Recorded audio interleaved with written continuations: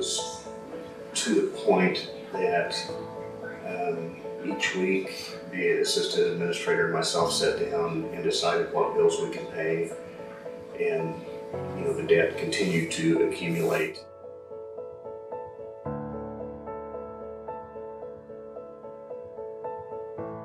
I mean, you lose a business here on Main Street and no cars, so it gets pretty depressing.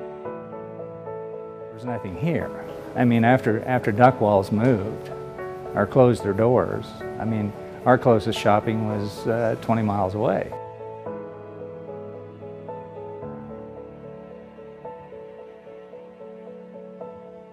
We, like any school, don't know if we will be consolidated. That's my thought process. Do we have to die, or can we choose to move on and do the best that we can?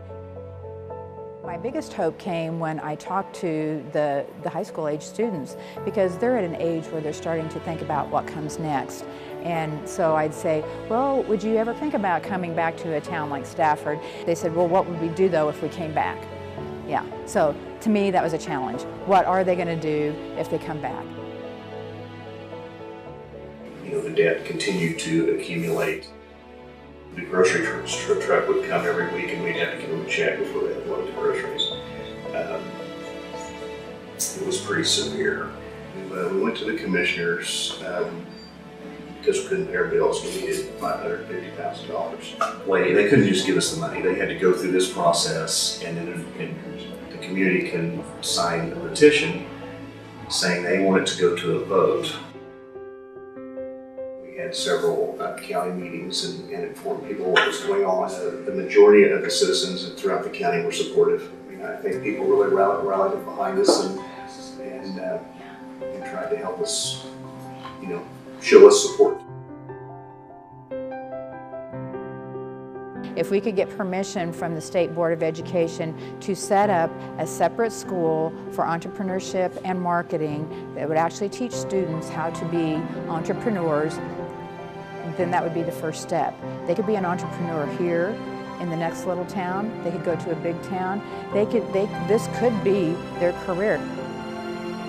The community support has been tremendous. The first year we started and we got permission from the state to have a charter school, we were not allowed any money, none.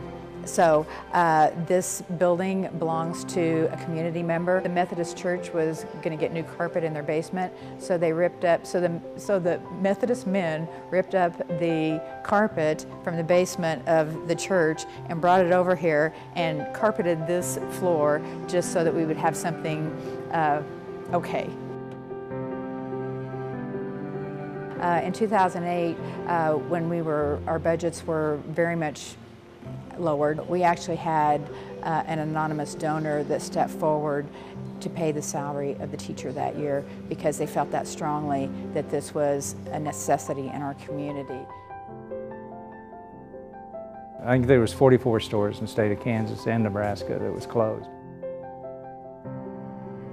In the beginning, when they were closing, they offered the fixtures and stuff. Well, the board says we have no idea how to run a store, and we don't want to run a store.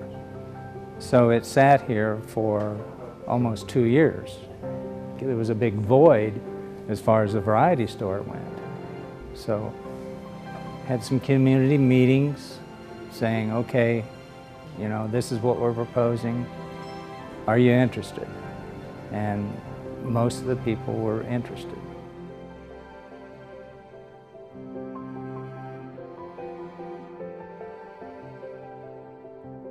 The refreshing thing is now that since we've opened here and we have a restaurant next door, we're getting several cars on Main Street now. It makes people feel good, especially in the evening when the streets are dark. At least we have a couple of businesses now that have their lights on. There's a possibility that maybe somebody else will think, hey, we can open a business here and survive. So I think it's going to be hopefully our anticipation, our goals is to get a snowball effect. Start with one, go with two, maybe a third one. I think we may have gotten on the first rung or maybe the second rung of the ladder. it's still going to take a lot of work. It's still going to take a lot of community effort.